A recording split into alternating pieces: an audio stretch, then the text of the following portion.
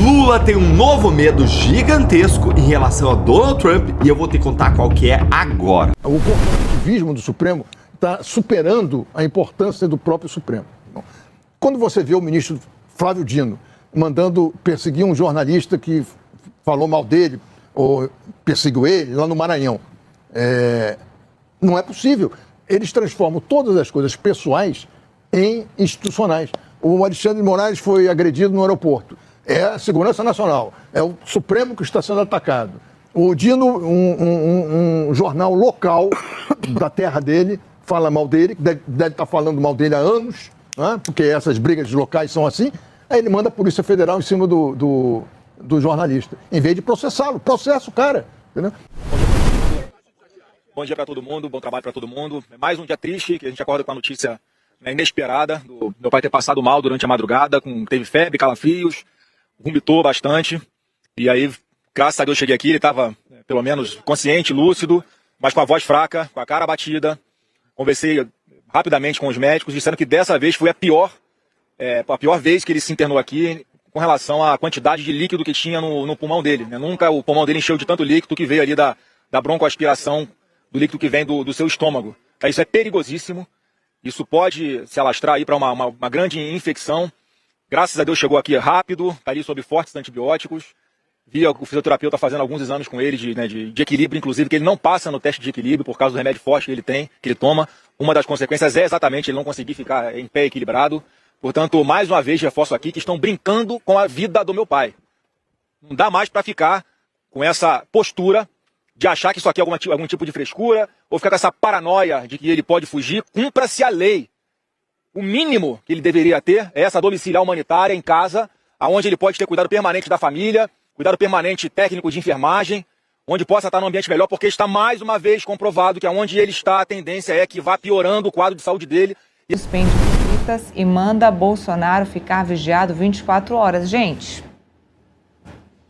a visita ao ex-presidente Jair Bolsonaro no hospital deve estar, então, só vale para Michele Bolsonaro. Os filhos não podem visitá-lo. É isso, produção? Não. Então, de acordo com o que trouxe a Marília e o que está na matéria aqui do Portal Metrópolis, filhos e Michele Bolsonaro podem visitar o ex-presidente no hospital.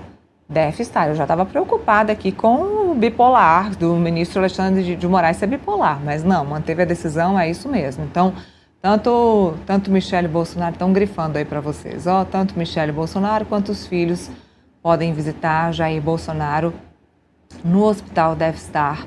Mas, cara, eu acho que ele foi o cara certo. Ele consolidou a direita no Brasil, ou não? Ele consolidou, não tem outro nome. Não tem outro nome. Ele foi um cara que consolidou a direita no Brasil. Ele fez com que as pessoas não tivessem vergonha de ser de direita e ter orgulho, cara. Ah, mas é fascismo. O que é fascismo? Cara, vai ver o que é fascismo. Vai ver o que é fascismo. É fascismo. Claro, é muito fácil apontar, acusar, entendeu? Então, assim, cara, eu acho que ele é um cara muito injustiçado. Ele é um refém hoje, né? De um projeto político. Ele tá refém. O Bolsonaro hoje não é um preso, ele é um refém. Ele é um refém. Ele tá preso injustamente. Tenho certeza disso. Ele tá preso injustamente. Continua preso com problemas de uma facada, né? Quem deu a facada nele? O cara tomou uma facada, velho. Não, facada não, uma peixeira no peito. O cara tomou na barriga. Uma peixeira. Imagina se o do outro lado toma facada. Tá entendendo? Já tava até na capa do New York Times. O terrorismo no Brasil. Não, e teve gente que duvidou da facada. Não, isso eu não acredito. É piada. Não, então, assim, o cara tomou uma facada, velho. Tomou uma facada, tentaram matar o cara. Como tentaram matar o Trump? Imagina, se o cara não vira a cabeça, ele não tava aí hoje fazendo o que ele tá fazendo no mundo. É o cara certo pra fazer aquilo. Ou o cara coloca os Estados Unidos e o mundo ocidental. Hoje quem lidera o mundo ocidental é o Donald Trump, cara. Ou sem alguma dúvida? Não, ele lidera o planeta todo. Não, mas tem um plano pra destruir a cultura ocidental no mundo. Tem um plano. Ou não? O Flávio Bolsonaro vai governar o Brasil apoiando o Trump? apoiando que se bombardeie o Brasil para combater organizações terroristas, apoiando a política de guerra do Trump. O Brasil é um país de paz, nós vivemos numa zona de paz na América do Sul, na América Latina. Nós queremos optar por uma política no mundo que nem a Europa, nem dentro dos Estados Unidos está tendo apoio. É muito grave pensar em eleger o Flávio Bolsonaro com a opção de apoiar a política do Trump. Não é isso que o Brasil precisa. O Brasil precisa de paz para crescer, desenvolver e combater a desigualdade e a pobreza. E é importante lembrar, viu, Eduardo, que aquele cara americano que disse que vinha para cá para visitar o Jair Bolsonaro, ele foi proibido de visitar e eu o proibi de vir ao Brasil enquanto não liberar os vistos do meu ministro da Saúde, que está bloqueado. Não. Sabe que bloquearam o visto do Padilha, o visto da mulher dele e o visto da filha dele de 10 anos. Então, Padilha, esteja certo que você está sendo protegido. De países que restringiram ou expulsaram diplomatas americanos do país. Rússia, em 2023, Chad, em 2025, Mali, 2025, Burkina Faso, 2025, Níger, 2025 e Sudão, em 2025. O Brasil é o 7º país nos últimos 5 anos a restringir ou expulsar um diplomata do país. É o primeiro país da América Latina a fazê-lo, nem Cuba fez isso, olhando a lista, pelo menos nos últimos 5 anos. E isso mostra o nível da... Acho que agora, passando essa lista, a gente consegue passar a nossa preocupação desde que você vem alertando desde sábado para nossa audiência, Paulo. Eu tenho uma notícia aqui agora. Ivan, antes de você passar a notícia, deixa eu só fazer só uma ligação rápida aqui. Todos Sim. esses países da África que você falou, sabe qual que é o ponto interessante? China. Níger, Burkina Faso, entre outros que você disse, todos passaram por golpe de Estado, uma tomada do poder com apoio diplomático e de armas russo. Mas com a China no background. Com a China no background. Coincidência? O Brasil tá nessa lista? Acho que não. Acho que não, meu caro. Desculpe. Poxa, que chato. Eu lamento também. Como eu falei ontem, é preciso a gente ter resiliência e leitura correta do cenário. Os emocionados que se desesperaram no pós-Magnitsky, o pessoal que tirou o apoio, perdi muito apoio perdido. A gente vê quem tirou o apoio, gente que ficou chorando, me xingando, entrando em parafuso porque viram o Trump elogiando o Lula. Hoje mesmo o Trump deu uma declaração dizendo: gosto de todos os presidentes aí, me dou bem com o do México, me dou bem com o Lula, deviam ter ido lá no Shield, no escudo das Américas. Né? O que essas pessoas têm a dizer sobre isso? Olha, veja, vocês podem não se lembrar, vocês que retiraram apoio, me xingaram, etc, etc, vocês podem não lembrar dos efeitos. Vocês podem não lembrar, por exemplo, que as sanções de visto que nós conseguimos, Eduardo e eu, continuam valendo até hoje. E vocês podem... Eu não sei o que vocês pensam a respeito, mas eu sei, por exemplo, o que o ex-presidente do TSE, do TSE e ex-presidente do STF, que renunciou de forma inédita ao seu mandato, o militante de esquerda Luiz Roberto Barroso, tem a dizer sobre esse assunto. Coloca aí para mim, Bruno, por favor. Não foi para mim, não, mas eu tive o meu visto suspenso. Para mim é uma chateação, porque eu tenho uma ligação, eu sou Senior Fellow na Harvard Kennedy School, que é a escola de governo, tenho amigos queridos lá, sou o autor brasileiro que tem o maior número de publicações nos Estados Unidos, porque eu publico regularmente. Me faz falta, eu lamento, eu não me faço de orgulhoso, não. Agora, eu vivo a vida como vem, não posso ir nos Estados Unidos, continuo vivendo em outras partes, entendeu? Eu lamento. Outras partes são a Europa. Lamenta. Barroso, poxa, que chato. Eu lamento também. Né? Essas sanções continuam e vão continuar em vigor. Como eu disse, seu visto pode voltar. Eu não sei se o Lula vai lá encontrar o Trump e pedir o seu visto. Eu sou apenas um homem. Eduardo também é apenas um homem. Nós somos duas pessoas comuns. Nem mandatário público o Eduardo é mais.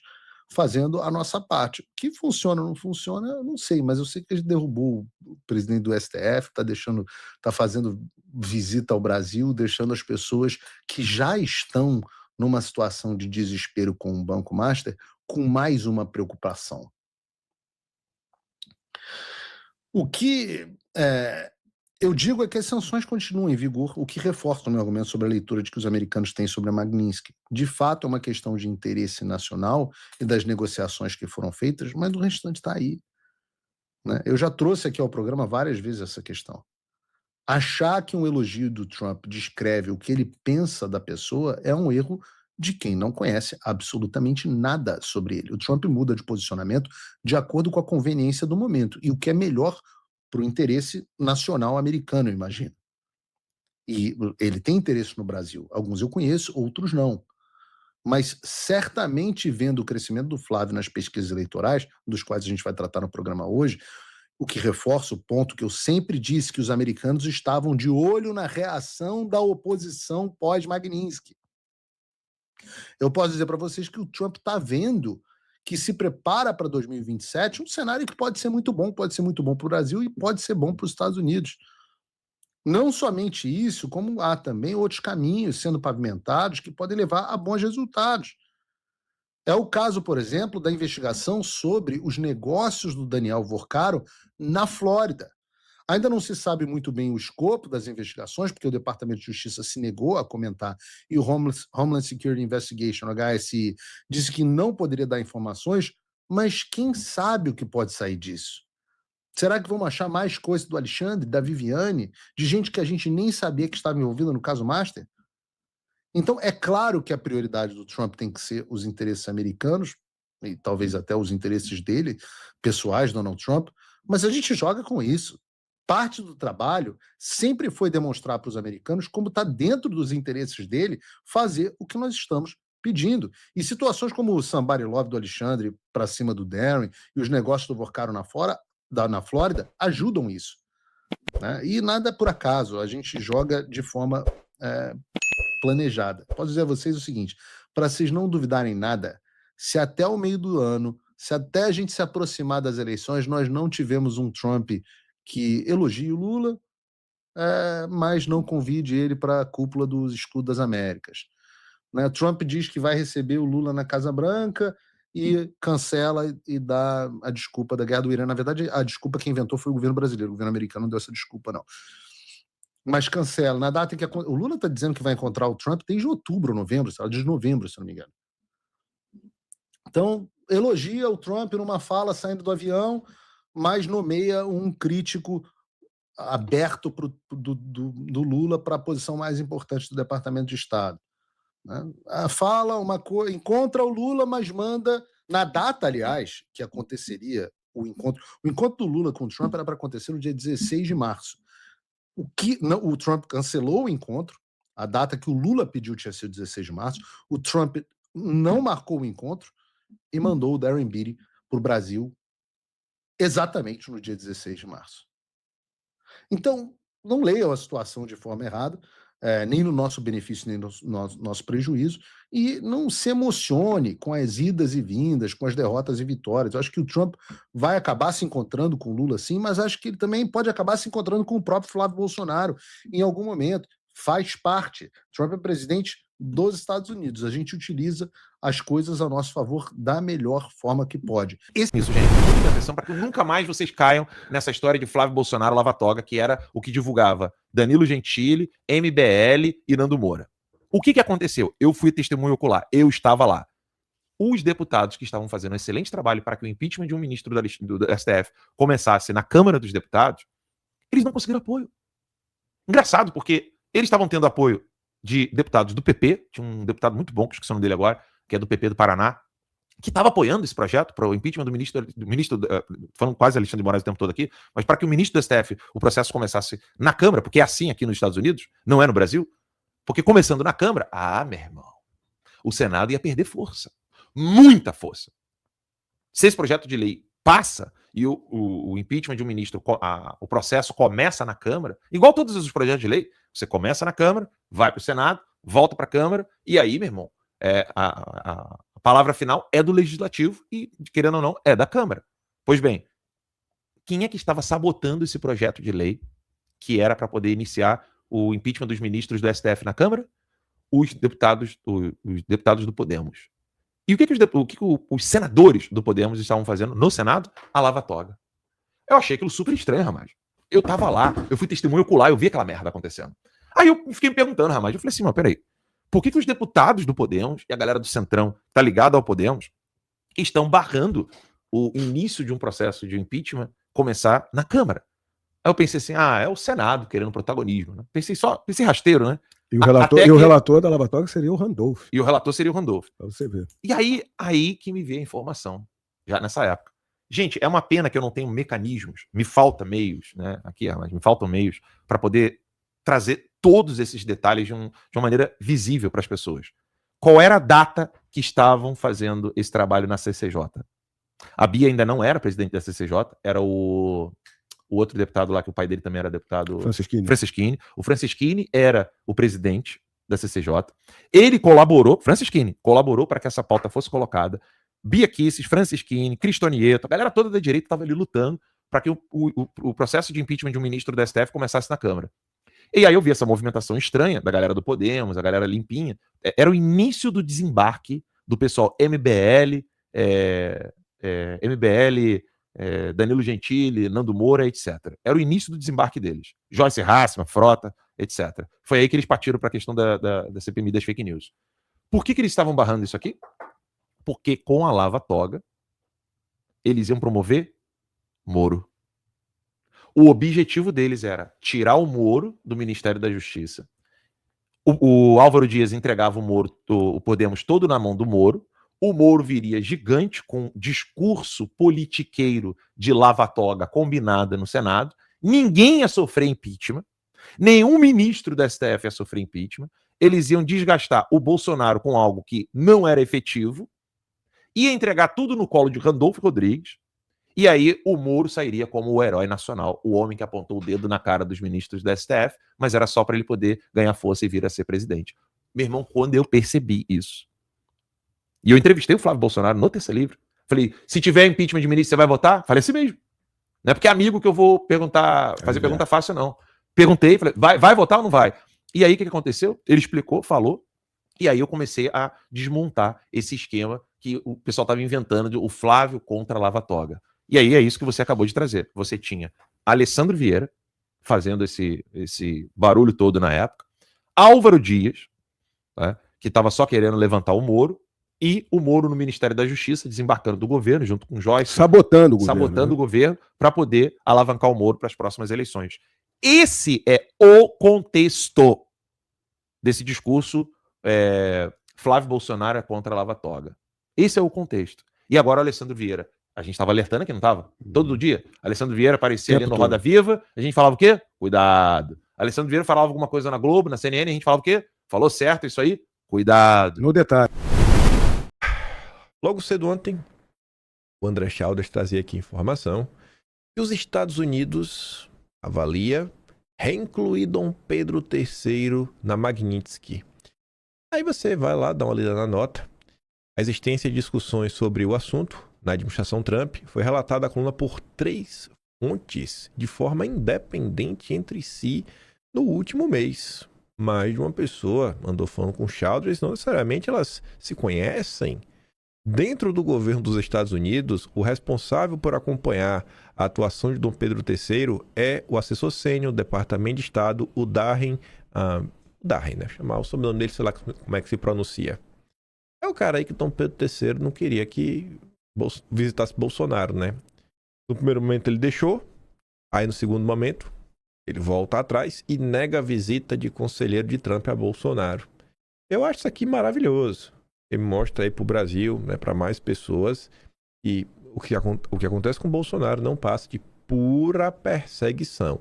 Era para Bolsonaro, no mínimo, estar em casa, no mínimo, né, ter a prisão humanitária na situação dele por problemas seríssimos de saúde, mas Dom Pedro III não tá nem aí para nada.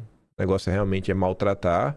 E o motivo agora de cancelar é porque a chancelaria do Lula, o Mauro Vieira, falou que, ai meu Deus, é perigoso, pode ser algum tipo aí de ingerência em assuntos internos do Estado brasileiro.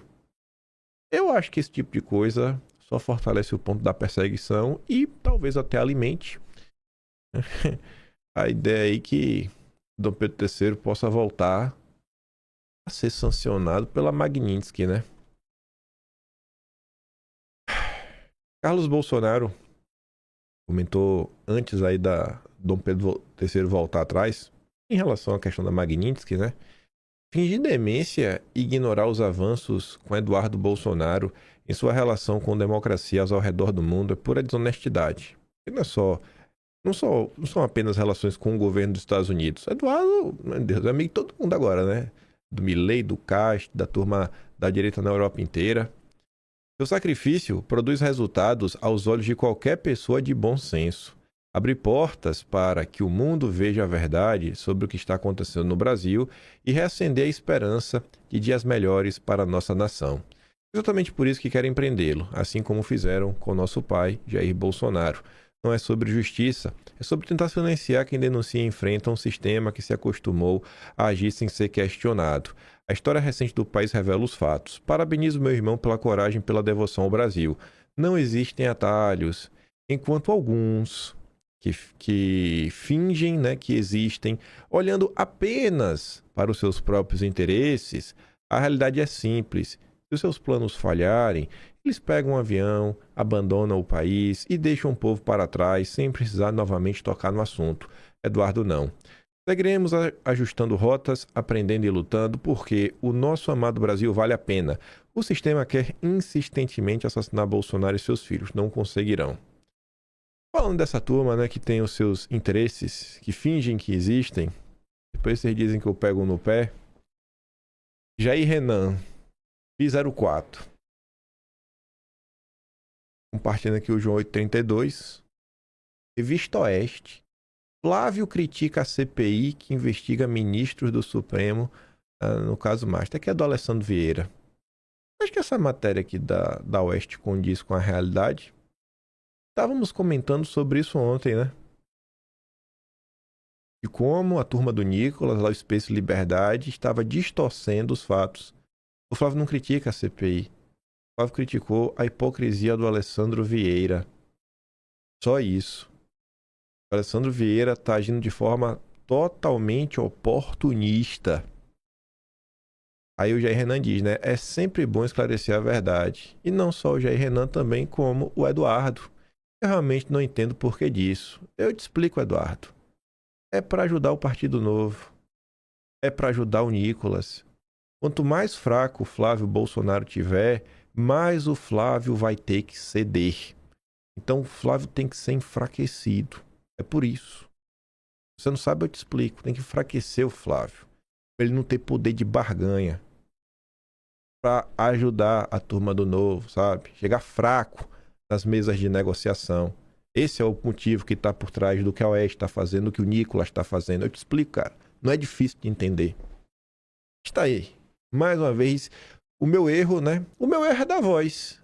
As postagens do Eduardo, do Jair Renan nas redes sociais, né? Tinha que esconder. O certo era esconder. O certo é esconder isso daqui, né? Em nome da união da direita. A união da direita existe apenas para destruir o futuro do Brasil. O Gero Leal tá rico. Nem precisa disso daí. Tá feito na vida. É como o Carlos falou. Se tá tudo errado, ele pega a malha dele e vai embora. Parabéns aos envolvidos. Parabéns aos envolvidos. Mas vamos lá. Só pra... tá. Essa última aqui a gente fala de Master. Pesquisa Alfa, mais uma. Brasil precisa de mudança para 81%. 18% dizem que não. Uma parte do Brasil não aguenta mais o Lula. E o Lauro Jardim diz que Flávio também avança no ambiente digital e bate Lula em interações nas redes. Enfim. Banco Master. O Estadão fala aqui do companheiro Zettel, cunhado dele. Cunhado de Paquito, foi sócio dos proprietários dos sites Brasil Journal e Platô BR. O Brasil Journal é conhecido como Jornal da Faria Lima. E realmente é o Jornal da Faria Lima. É um que a logo é preta e meio que laranja. Não laranja mais amarelo, na verdade é mais um amarelo próximo do laranja. Fez outro, eu trago aqui um texto deles. Adora dar voz para os liberais. É o jornal oficial da Faria Lima. Curioso isso, né? A turma que é sócia do cunhado do Paquito. E o Platô BR, que como diz o Vinícius, é o site do nosso grande Guilherme Amado. Fala dele. Uma semana antes de ser preso, Paquito anunciou decisão de delatar. E se continuar preso, o Paquito vai delatar. O destino do país está nas mãos do Mendonça? Sim. Mas hoje, em especial, o destino do país está na mão do Cássio. A delação do Paquito está na mão do Cássio. Acho que essa é a forma mais fácil de explicar. Paquito conversou por telefone com o empresário e ex-político brasileiro uma semana antes de ser preso. Aí esse interlocutor foi direto: eu vou delatar. O empresário se mostrou surpreso, afinal, até então, Paquito vinha dizendo ao próprio que não tinham que delatar. Mas decidi que vou. Claro que tenho que delatar, né? Já estou me organizando. Óbvio que ele tem que falar. Ele foi preso uma semana depois. A Globo já coloca ali, ó. Defesa nega delação imediata do Paquito, mas não descarta no futuro. Se ele continuar preso, ele vai delatar. A delação do Paquito está nas mãos não, no voto do Cássio, né? Na mão dele também, posso falar dessa forma. Segundo um dos advogados do empresário, ouvido pelo Globo sob reserva, o principal motivo para que não houvesse conversas com os investigadores é a ausência de denúncia formal. Além disso, o fato da PGR não ter sido ouvida por Mendonça, na ocasião do decreto da medida cautelar da semana passada, também é utilizada como argumento da defesa para não iniciar tratativas sobre eventuais colaborações, porque delatando vai ter que delatar para a PF. Por outro lado, a mesma defesa do Paquito não descarta no futuro uma delação dele, principalmente após ele ser acusado formalmente, se porventura o Supremo mantê-lo preso por mais tempo e principalmente se não houver mais alternativas, tipo prisão domiciliar, né? Um meio termo, Paquito ficar de boa, sofrendo com elegância. Antes de falarmos do julgamento, citados em diálogos de Paquito, Mota e Ciro Nogueira procuram Alexandre de Moraes. Eu me pergunto pra quê, né? Segundo Paulo Capelli e Petrônio Viana, Hugo Mota e Ciro Nogueira procuraram Dom Pedro III após serem mencionados em conversas obtidas pela PF no celular do Paquito. Segundo relatos, os três se encontraram nos últimos dias para discutir a situação. Mota e Ciro procuraram saber as possíveis consequências jurídicas após as citações no telefone do Paquito. Até onde se sabe, os dois parlamentares não são oficialmente investigados no inquérito que tem a relatoria do Mendonça. Aí vai, né? Sem Toffoli, Cássio será fiel da balança no julgamento da prisão do Paquito. E aí, Cássio? Qual será o destino do caso? Mantendo preso, ele delata. Mas fácil. A decisão de Toffoli se declarar suspeito deu a Cássio a posição de fiel da balança nas votações sobre o caso no Supremo. O teste de fogo será na sexta-feira 13, quando o plenário virtual da segunda turma começar a decidir se confirma ou não a prisão do Paquito. Saberemos se Cássio foi ou não cooptado pelo PT. Será que Lula já conseguiu trazer o Cássio para debaixo do braço? E aí virou a grande união.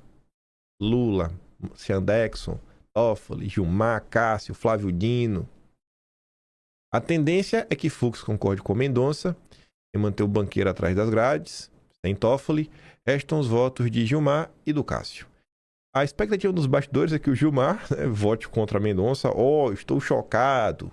Não necessariamente para libertar o Paquito, mas com a possibilidade de transferência do investigado para a prisão domiciliar. Na segunda, dia 9, Gilmar criticou o vazamento de mensagens íntimas que Paquito trocava com a então namorada Marta Graef. Não se manifestou, porém, sobre outras mensagens do banqueiro que teria conversado inclusive com Dom Pedro III. Ainda assim, a crítica indireta à Polícia Federal pode ser lida como indício de insatisfação de Gilmar com a condução das investigações. Pois é, né? O Gilmar quer que abafe.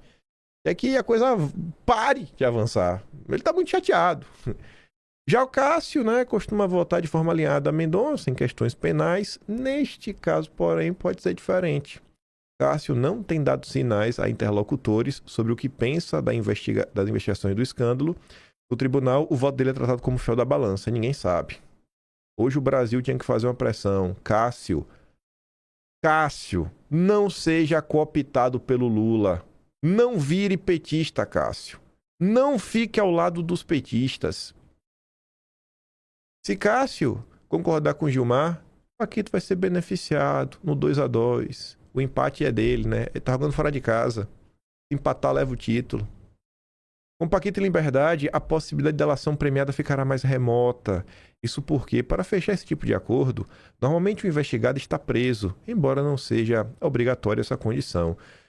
Com um banqueiro em liberdade, o mais provável é que a defesa não priorize a delação. Aí vai ficar só empurrando com a barriga, empurrando com a barriga, empurrando com a barriga, deixar os anos passando. Aí os anos do tempo vai passando, aí sai da prisão domiciliar para um semi-abertozinho, tornozeleira. Ah, só não pode deixar a cidade de São Paulo. Passei aí, Paquito, em São Paulo, restaurantes caros, vá, curta a vida. Ah, aí vai. Não, ele vai ali passear na Europa. Não, ele vai voltar. Ele vai voltar, ele não vai fugir. O placar da votação será importante não apenas para definir o destino imediato de Paquito, mas para traçar um panorama de como o Supremo deverá tratar o caso daqui para frente. Com as posições dos ministros definidas sobre as investigações do Banco Master, o placar deve se repetir em julgamentos futuros, dando previsibilidade às decisões. O CNN também fala sobre isso. Todo mundo aí, né, vidrado. Veja como a segunda turma pode votar sobre a prisão do Paquito. E tá ali, ó. De acordo com Caio Junqueira, Mendonça vai votar para manter a prisão. Fux vai junto. Por outro lado, Gilmar Mendes, garantista, tende a votar pela soltura. O voto decisivo é do Cássio. Segundo fontes ouvidas por Junqueira, Cássio tem recebido diversas ligações de parlamentares pedindo a soltura de Paquito. Eu espero que o Ciro Nogueira não tenha sido um desses, que o Alcolumbre não tenha sido desses, que o Gumota não tenha sido um desses, porque não, seria feio, né? O Rueda, não, pelo amor de Deus, vocês não. Embora duas fontes próximas ao Supremo tenham sinalizado que Cássio votaria com Mendonça, a pressão política pode influenciar sua decisão. A grande leitura é que, se soltar o Paquito, não tem delação, ou tem uma delação meia boca. Por isso tem tanta pressão sobre o voto do Cássio. O Centrão vai cair inteiro. Há uma avaliação entre especialistas de que, caso o Paquito seja solto, diminui consideravelmente as chances de uma delação premiada robusta. Por outro lado, mantido no presídio de segurança máxima, aumentaria a probabilidade de colaboração com as investigações. O Paquito não aguenta mais uma semana. Tá chorando de noite já. Defesa de Paquito aposta em Gilmar e Cássio para a decisão por domiciliar. Deveria apostar só no Cássio, porque o Gilmar é da turma já, né? Gilmar já é da turma. A esperança da defesa é que ambos sigam a linha da manifestação da PGR. Ó, a tabelinha com Gonê, que divergiu do pedido de prisão da Polícia Federal sob o argumento de que não está caracterizada a contemporaneidade exigida pela lei para a decretação da prisão preventiva. Esse Gonê tá engraçado, viu? Aí vem o Mário Sabino. Ou o Supremo solta o Paquito, ou ele fará a delação. Mas vão querer a delação? Hoje, não é... O julgamento de hoje não é sobre a soltura ou não do Paquito. A permanência ou não, a concordância ou não com o Mendonça. Hoje se julga se Paquito vai ou não vai delatar. É o que tá na mesa. Vamos ver os votos. Quem quer que o Paquito delate e quem quer blindagem. Aí o Mário Sabino disse, né, macaco velho que ele é. É os jornais com um meio sorriso. É o que o jornalismo... É que no jornalismo nada se transforma, tudo se repete. Estou falando da história da delação premiada do Paquito. Assim como ocorria nos tempos da Lava Jato, mas não só, o recado é dado por meio da imprensa de maneira fragmentada, elíptica. Ou o Supremo decide soltar o dono do final do Master, no julgamento em plenário virtual começa hoje, ou o dono do final do Banco Master fará a delação premiada. Os grandes trunfos do Paquito são Dom Pedro III e Toffoli, que tenta submergir após declarar suspeito na ação que pedia ao Supremo que fosse a abertura da CPI, né, na Câmara. Como o tempo urge, a ação acaba de ser diligentemente rejeitada pelo Zanin, que sucedeu Toffoli na relatoria. O dono do final do Master tem outras cartas ótimas. Batoré, Hugo Mota, Ciro Nogueira. Haverá outras? Muito provavelmente sim. Diante da multiplicidade de tentáculos dessa hidra, a pressão interna e externa é grande, portanto, para que o Supremo solte o Paquito. O Cássio deve ter recebido ligação aí de Deus e o mundo da política, Deus e o mundo do judiciário privado e dos seus colegas de corte, né? O Cássio. Ó você aí, viu? Vote com Gilmar. Ao que parece, Fux votará com Mendonça. Gilmar deve votar contra. Sobra o Cássio. Ninguém sabe como o Cássio vai votar. Realmente, a imprensa está sem saber. Cássio, como fiel da balança, que pendeu para a libertação do Paquito, os petistas terão munição para dizer que foi um ministro indicado por Bolsonaro que libertou o grande vilão nacional. Pois é, o Cássio ainda pode aprontar essa, viu? O Cássio pode ser cooptado pelo petismo e do jeito que os petistas são cara de pau, ainda vão querer colocar a culpa em Bolsonaro. Qual é a real possibilidade do Paquito vir a querer fazer delação se ele continuar preso? É gigantesca, né? Ela aumenta bastante, evidentemente, porque o sujeito não admite ficar preso depois de tudo que fez pelo Brasil. Mas dificilmente haverá delação com os advogados que o assistem neste momento. Há entre eles os mais amigos de Toffoli e os mais amigos de Dom Pedro III. Abre parêntese. Os advogados de Paquito nunca foram unidos, mas as rachaduras aumentaram desde que o cliente foi preso. A julgar por um movimento recente feito pela ala mais amiga de Moraes, fecho parêntese. É claro que não basta o Paquito querer fazer a delação. É preciso combinar com o outro lado. Qual será o outro lado? A PF ou a PGR? A PF. O Gonê não vai. Noticia-se que o Paquito ofereceu-se a ambas.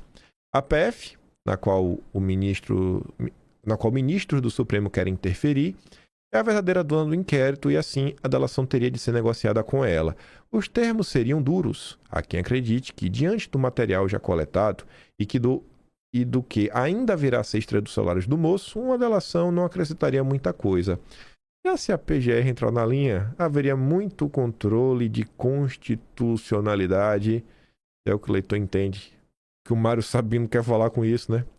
Rezemos, ou melhor, oremos, para que Mendonça, a quem cabe as palavras finais na condução do processo, continue no bom caminho. O caminho do leão de Judá.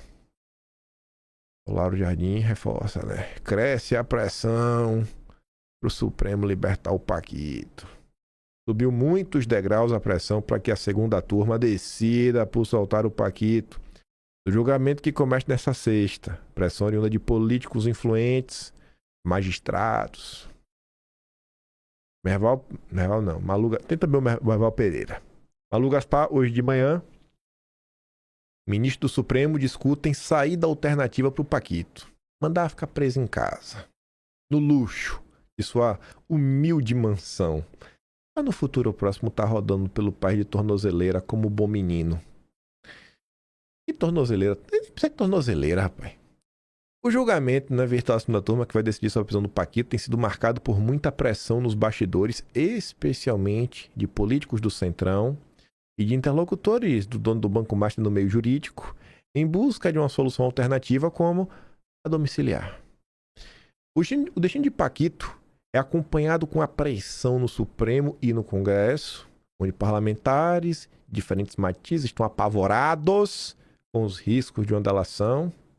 Resta saber se algum ministro do Supremo também estaria apavorado.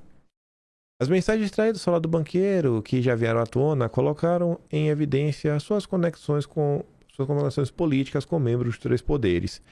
O entorno do executivo torcia pela sua soltura, mas já aceita que não há clima político no Supremo para colocá-lo em liberdade. A votação na plataforma digital se dará apenas entre 4 ministros, já que Toffoli se declarou suspeito para julgar o caso. Tanto no Supremo quanto fora dele, se calcula que Fux deve acompanhar, enquanto Cássio e Gilmar estariam inclinados a defender uma solução alternativa.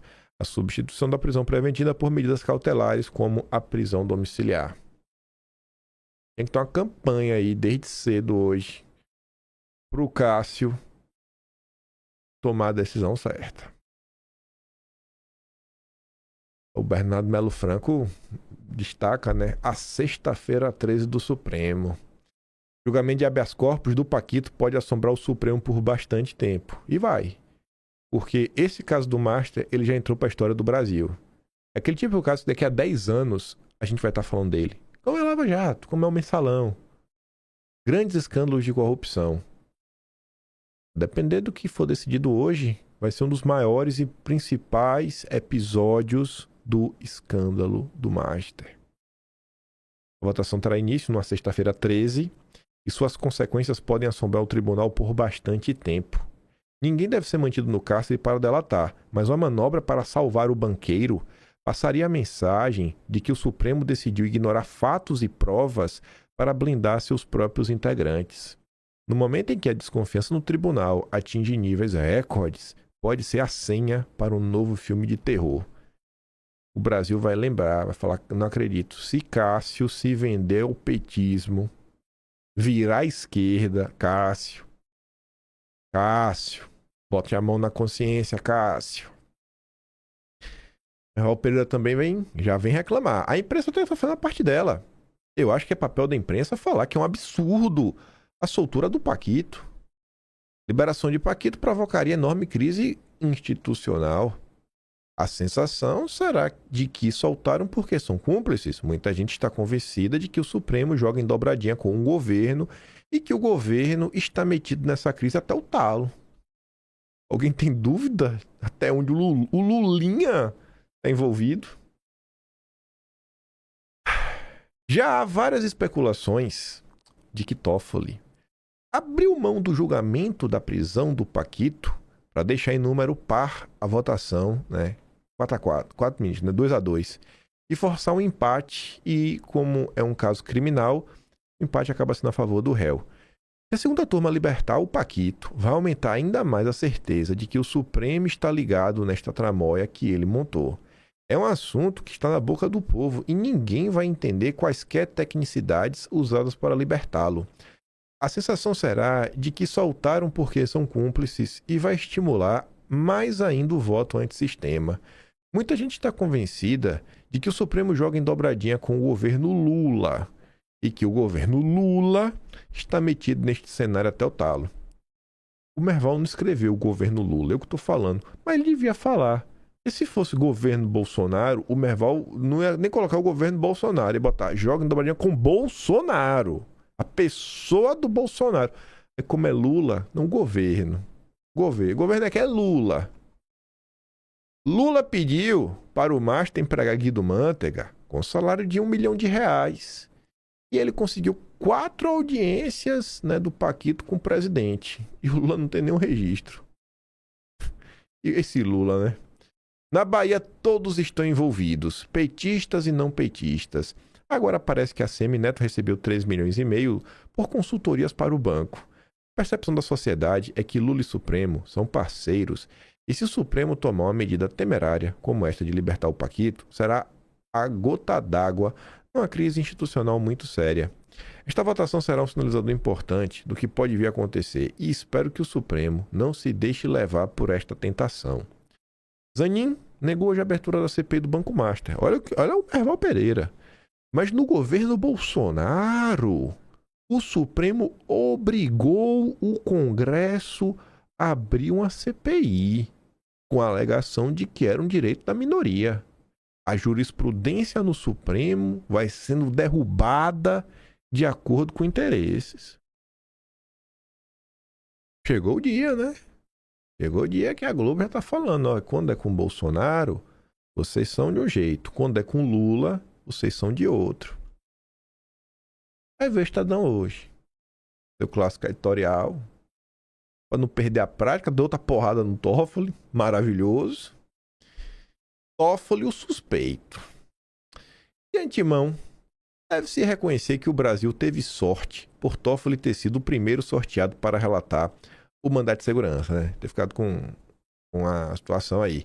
Assim criou-se a oportunidade para que ele se declarasse suspeito, tornando possível o conhecimento da real dimensão da bagunça criada pelo Supremo e os riscos que isso representa para o eventual processo penal contra o Paquito, pelos crimes diversos aí, né? Gestão financeira, na gestão do Master. Há pouquíssimo tempo, o plenário do Supremo publicou uma nota em defesa de Toffoli. E além de inexplicável na forma, pois foi fruto de uma descabida reunião secreta, foi indigente em seu conteúdo. No texto, os ministros afirmaram, contra todas as evidências, não ser caso de cabimento para arguição de suspeição o fato de Toffoli, a despeito de à época ser o relator do caso, ter ganhado milhões de reais com transações comerciais envolvendo indivíduos e fundos ligados ao Banco Master e seu controlador. Os 10 ministros ainda reconheceram a plena validade dos atos praticados por Toffoli no curso da investigação e de todos os processos a ela vinculados por dependência. Recorde-se que o decano, Gilmar Mendes, prestou-se ao constrangimento adicional de se defender publicamente o colega numa rede social, afirmando que Toffoli tem uma trajetória pública marcada pelo compromisso com a Constituição. Esse pessoal, né, tira o povo de idiota. Me perdoa aí, viu, Gilmar Mendes? Tu tira o povo de idiota. E que no exercício da jurisdição, sua atuação observa os parâmetros do devido processo legal e foi objeto de apreciação da PGR, que reconheceu a regularidade de sua permanência no caso. Apenas um mês depois, o próprio Toffoli, ao reconhecer a evidente suspeição que muitos tentaram negar, ele humilhou os colegas de corte que saíram em sua defesa por convicção e espírito de corpo, e ainda tratou de desmontar todo esse circo corporativista. Falei ontem, né? O Toffoli ter sido sorteado, piada, em momento nenhum foi sorteado, é só para passar um recadinho. E você vê que além de passar um recadinho para tentar diminuir a temperatura na corte, ainda gerou esse espaço pro 2-2, para facilitar aí, né, a votação para liberar o Paquito. Ah, foi um empate, ó, olha só o empate. Oh, meu Deus, foi um empate. E se mostrasse realmente um 3-2 com Toffoli votando junto, Toffoli, Gilmar e Cássio, nossa, ia ficar feio, viu? Ia ficar feio. Ixi, ia ficar até mais difícil pro Cássio. Não que eu saiba o voto do Cássio, ninguém, a imprensa realmente não sabe, né? No máximo a Malu Gaspar falou que é uma tendência de colar com Gilmar pela prisão domiciliar. Cássio, a delação do Paquito está nas tuas mãos, Cássio. Futuro do Brasil, a chance de sanear a República, se livrar desse centrão podre. É possível que Toffoli, pressionado ou não, tenha decidido poupar o Supremo de um novo desgaste. Afinal, seria escandaloso se continuasse a atuar no caso do Master, a despeito de tudo o que se sabe sobre seus negócios com gente ligada ao banco. Mas a lógica permanece implacável. Ora, o que mudou em pouco mais de um mês para que um juiz considerado imparcial por sua consciência e por deliberação de seus pares se tornasse de repente suspeito? Evidentemente que nada mudou nesse interregno. A sociedade, porém, permanece no escuro. O Supremo não lhe oferece explicações. Talvez porque se tenha acostumado a parar olimpicamente acima do bem e do mal, como se seus integrantes não devessem satisfação ao público sobre suas condutas e decisões. Antes, a suspeição tardia de Toffoli tisnasse apenas a reputação institucional da corte, de resto, já bastante abalada. A decisão expõe uma ameaça à rigidez processual. Se Toffoli é suspeito agora, obviamente ele era suspeito um mês atrás. O ministro que se afastou anteontem é exatamente o mesmo que, enquanto conduziu o caso no Master, tomou muitas decisões no mínimo extravagantes. Nesse contexto, está-se diante de um risco não trivial para a validade dos atos processuais já praticados por Toffoli. Se Toffoli não tinha condições objetivas de conduzir o caso, como agora admite, tudo o que ele decidiu poderá ser questionado pelas defesas dos investigados, malgrado o Supremo em nota ter asseverado o contrário. E não se pode condenar quem veja nesse movimento uma ação deliberada para levar à nulidade dos atos judiciais praticados contra o Master, e principalmente o Paquito, um sujeito conhecido pela rede de proteção que construiu sabe-se lá que preço, né, nas altas rodas de Brasília. Olha como esse sorteio, que mané sorteio, né? Como a escolha do Toffoli gera inúmeras consequências diferentes. No momento da tentativa de passar o recado que o Supremo está reconsiderando, voltando atrás, corrigindo essa crise, abre espaço para votação 2-2, abre espaço para nulidades. Ah, Toffoli, ah, Supremo. Espero que o Cássio não vire petista hoje. Não seja cooptado pelo PT, Cássio. Não vote do jeito que os petistas querem, os petistas e o centrão. Aí, falando da suspensão do Toffoli, né? caiu na mão do Zanin para saber se vai ou não instaurar a CPI. Zanin nega pedido. Negou. Afirma que não há prova de que o Gumoto esteja resistindo à comissão. E isso daqui ainda é jogo de carta marcada. Porque a CPI do Hollenberg, do partido do Alckmin, é puro teatro. Aqui, isso daqui realmente já é parte do acordão. Decisão de Zanin sobre Master contrasta com o ato do Supremo na CPI da Covid. O Merval Pereira falou lá atrás, o Paulo Capelli escreveu uma matéria sobre isso, só que a nota mais completa de todas sobre esse 2 pesos e 2 medidas foi do Caio Junqueira, que, curiosamente, ela foi publicada às 5 horas da manhã de ontem. Antes de toda essa confusão, antes do Zanin aprontar, o Caio Junqueira publicou isso daqui. Inocente, né? Histórico de decisões do Supremo favorece a abertura de CPI. Não favorece não, Caio. Você fez... Isso aqui é o que mostra. Isso aqui é torcida. Isso aqui não é análise. Nada que prejudique o PT, o regime, o establishment, o Supremo tem algum tipo de favorecimento. Pelo contrário, tudo é muito mais difícil, quase impossível. Mas essa hipocrisia fica latente nessa decisão. Porque é 2 pesos e 2 medidas. Aí o Junqueira vai lá explicar. Precedentes do Supremo favorecem, deveriam favorecer. Assim que você deveria ter escrito. Deveriam favorecer a abertura de CPIs no Congresso para apurar o caso Master. O mais recente e significativo deles ocorreu em 2021, quando a Corte acatou um pedido da oposição, né, contra Bolsonaro para obrigar o Pacheco a instalar a CPI do circo. O pedido foi protocolado no dia 11 de março de 2021 e distribuído o Barroso, sorteado, né? Deu na mão. No dia 8 de abril de 21, Barroso determinou em decisão liminar monocrática que a CPI fosse instalada. Aí na semana seguinte, em 14 de abril, a liminar de Barroso foi referendada pela maioria do Supremo. 7 ministros que avalizaram a liminar ainda estão na corte. Dom Pedro III, Carmen Lúcia, Toffoli, Fachin, Gilmar Mendes, Fux e Cássio. O único voto vencido naquele julgamento foi do Marco Aurélio Melo. Só o dele. Eles endossaram os argumentos de Barroso transcritos no acórdão de 42 páginas. Um dos argumentos do Barroso era que a criação de comissões parlamentares de inquérito, né, CPI, é prerrogativa político-jurídico das minorias parlamentares, a quem a Constituição assegura os instrumentos necessários ao exercício do direito de oposição e à fiscalização dos poderes constituídos, como decorrência da cláusula do Estado Democrático de Direito. Mas agora quer para investigar o homem que indicou o Zanin para a corte, o Lula, para indicar os parceiros do Lula, os colegas de judiciário. Aí o Zanin agora é contra. Outro, o de que a instauração do inquérito parlamentar depende unicamente do preenchimento dos 3 requisitos previstos no artigo 58, parágrafo 3º da Constituição. Primeiro, o requerimento de 1/3 dos membros das casas legislativas. 2. A indicação de fato determinado a ser apurado. 3. Definição de prazo certo para sua duração.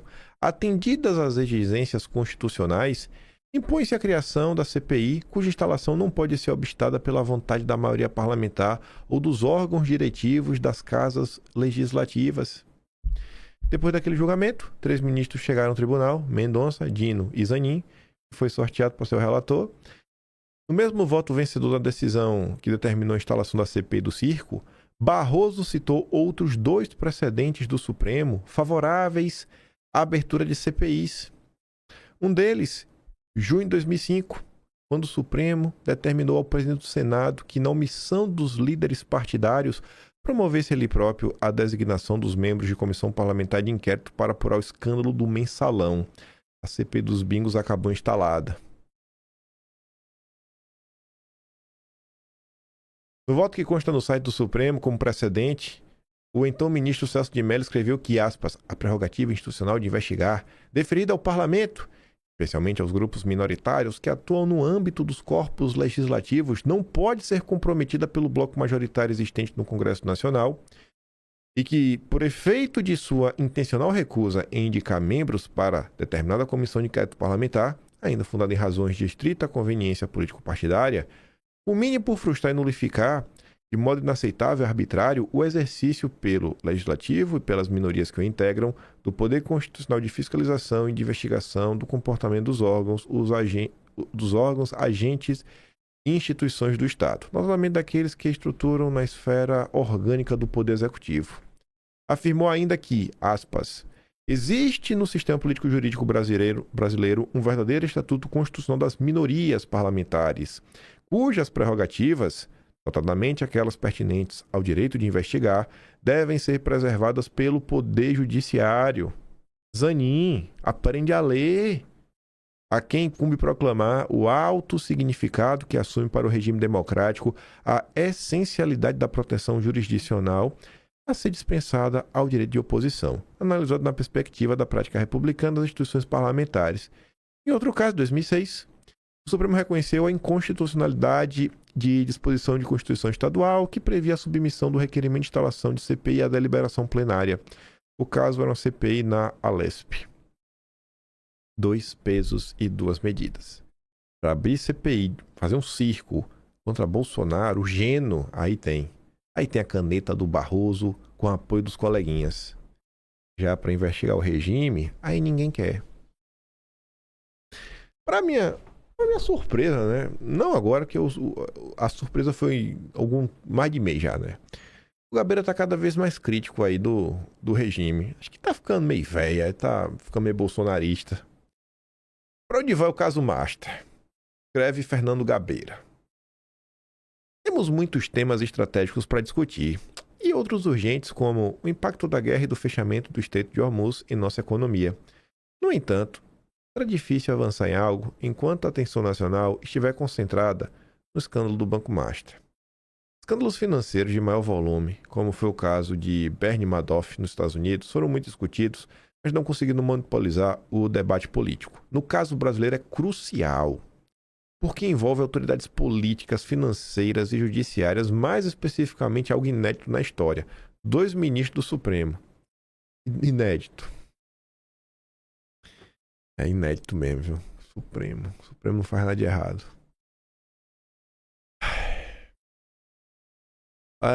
Velho. Existe uma intensa batalha de bastidores entre avançar nas investigações ou enterrá-las. Ela se manifesta em inúmeros movimentos táticos. Houve um erro, por exemplo, na divulgação de diálogos íntimos do Paquito.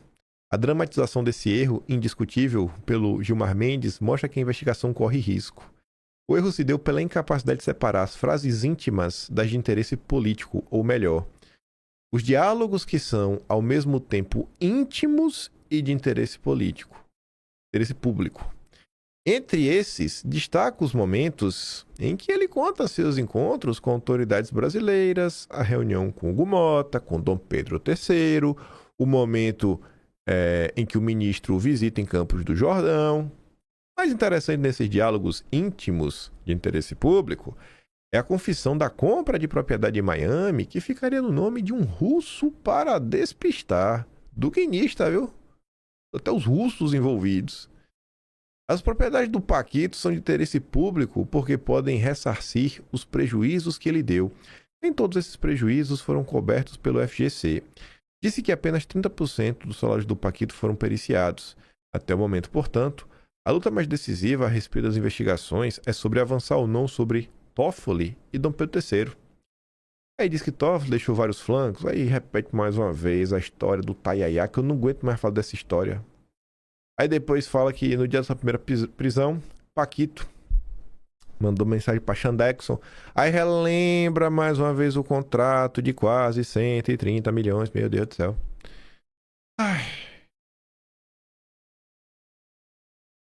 Aí depois o Gabriel diz, e aí, bicho?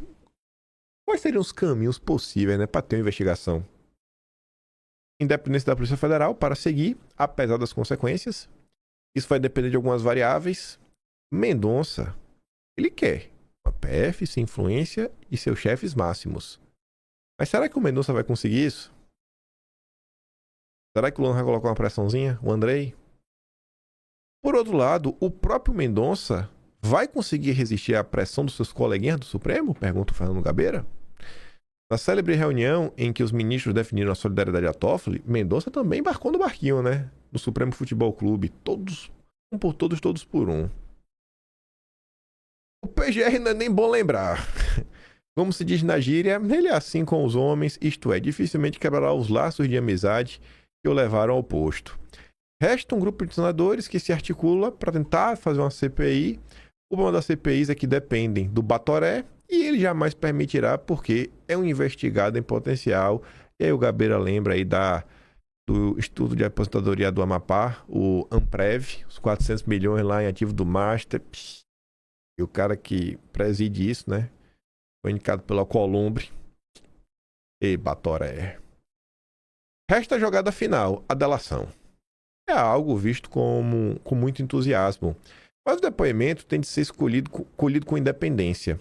Num sistema tão complexo como o sistema brasileiro, é possível produzir uma delação premiada que alivie o Paquito, defina alguns bodes expiatórios e salve todos os graúdos. Sob medida. Tudo é possível no Brasil. Daí a singularidade da nossa vida. Isso não é razão para tentar um bom resultado. Não é razão para tentar um bom resultado em todas as etapas. Em caso de investigação, que seja séria e fundamentada. Em caso de delação premiada, que seja examinada com lupa. É preciso esperar também que a justiça funcione na condenação dos culpados. Ela costuma ser longa e às vezes branda. E no caso dos políticos, isso é atenuado pelas eleições. Os próprios eleitores assumem seu papel, como foi no caso da CPI dos sanguessugas, mais de 90% dos envolvidos foram derrotados nas urnas. O problema é que os petistas seguem votando em petista, petista é maluco. Quem vota no Centrão também é petista, na parte do tempo. O cara lá que vota no Lula, é um doido lá, vota no Lula, votar no Centrão também.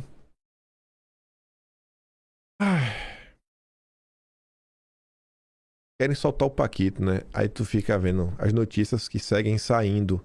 Porque a gente fala muito do escândalo político-jurídico, mas esquece que a questão do Master envolve uma questão financeira. Ministério Público. Acordos com CVM livraram Paquito da apuração de crimes. Fala aí da CVM. Vai lá passar pano, vai. A CVM fez uma série de acordos em sequência com o Paquito, seus associados, seu parceiro de negócios, contrariando orientações da área técnica do órgão. Olha só. E na prática, livrando o dono do Banco Master e seu grupo da comunicação da prática de crimes às autoridades competentes. Afirmação do Ministério Público Federal em documento enviado à Justiça e obtido pela coluna.